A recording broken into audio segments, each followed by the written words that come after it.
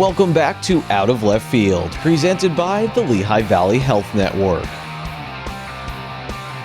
Matt Carlyon knew two things for sure as a senior at the Hazleton Area High School. His dreams of playing Major League Baseball were never going to come true, and he was never going to run the 400-meter dash for the Cougar track and field team and their head coach, Lou Gunderman. I didn't like running, but my senior year, I stopped playing baseball because, like I said, I wasn't a very good player.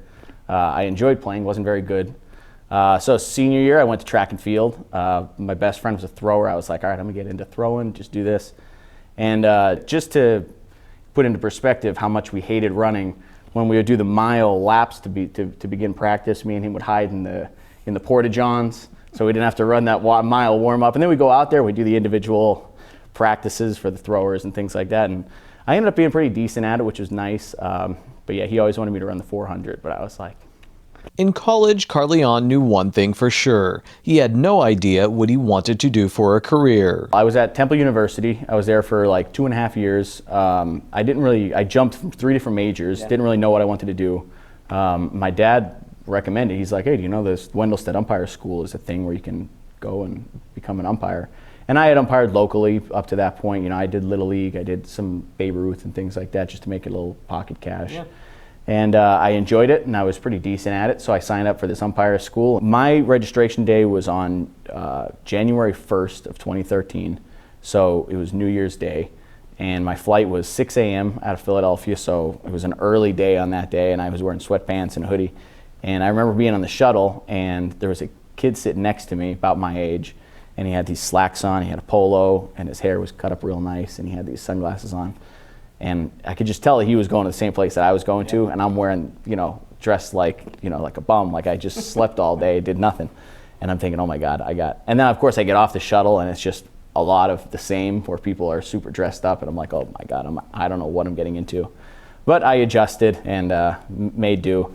Basically they just everybody's treated like it's their first day umpiring ever. Yep. You start with rule 1.01, baseball is a game between 2 teams of 9 players each. And you just go from there. From there, Carlyon umpired in the Coastal Plain League, minor league baseball at the single-A, double-A, and triple-A levels, and he even umpired in a major league spring training game between the Pittsburgh Pirates and the Philadelphia Phillies. He never got to play in the majors, but he did get to live his baseball dream in another way. And as far as I know, he's never had to run a 400-meter dash. Life's been good to him so far.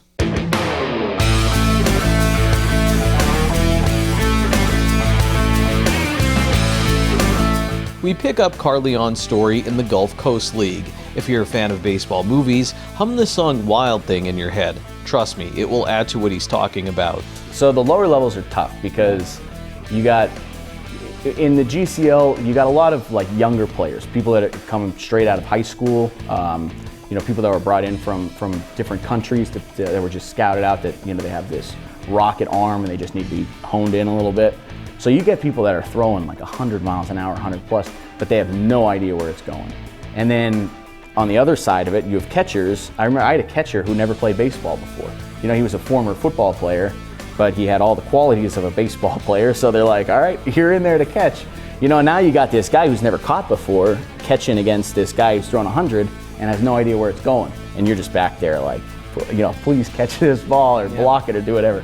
So the lower levels is tough because, you got these players who are very, very good, potentially, but they also don't have as much control. They just need to be groomed a little bit, So you're wearing a lot more pitches at the lower levels. When you get to double A, the catchers and the pitchers are, they're a lot better at spotting their balls and taking control of the pitches and things like that. Imagine trying to make a call on a 100-mile-per-hour heater or a nasty curveball in real time. Back at umpire school, you're taught, when you're calling pitches, just get into your stance. You want to be stationary. You want to be like a camera on a tripod. You don't want to be moving, and all you do is just track it with your eyes. Because if you start moving your head, then you're going to be moving the strike zone. So yeah, you just want to be stationary. You just want to watch it with your eyes, and sometimes it'll blow your mind how much the ball moves and like what it does, but. It's just really important because as a hitter, you have to determine where this ball is going to be before it gets there. As an umpire, you have to determine where it was after it happened. So just don't try to anticipate where it's going to end up. Just watch it the whole way and then make the decision of where it was. Just like the best of Major League fielders can sometimes boot a ball, the best of umpires can sometimes miss a call. I know when I make a mistake. I know when I make a mistake, and I never want to influence a game, and I never want to do anything. But to that regard, I never am going to make a decision. I'm never going to make a makeup call then, because then at that point, then all you did was make 2 bad calls. So you make one mistake, you never want to compound it by making another one. You just put it out of your head, and sometimes, depending on the relationship that I have with the catcher, and the outcome of the situation, sometimes I'll say, hey, that curveball that he threw, that 1-2 pitch, you can, if you throw that again, that'll probably be a strike. Just let them know, like, yeah, no problem, because they know you make mistakes. Matt Carlyon is no longer an umpire. He's back at home in the Hazleton area around his family. His family is close, and it was hard staying connected when he was working in baseball. He says every game is an away game for an umpire. Carlyon wants us to think of this on those warm summer days when we're watching America's pastime. There's been a lot of birthdays, a lot of weddings, a lot of just family events that I've missed, chasing this dream, and these guys that are in the major leagues all did that as well, and they sacrificed a lot to get to where they are, and I have a lot of respect for these guys, and they're doing everything that they can, because this is their career, and they're very, very proud of what they do, and they're doing everything that they can to be perfect at it.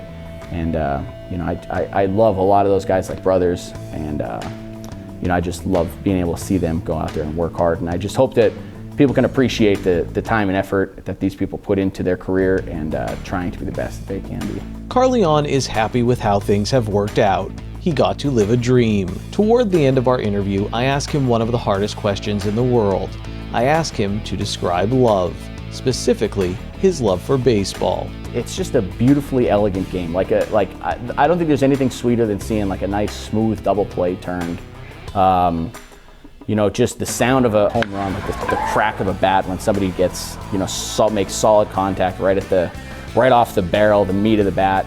Hearing that sound, there's just no sound like it. Like I said, that whistle, just the sounds and the smells of the game. When you really gain an appreciation for it, like you said, you just fall hard.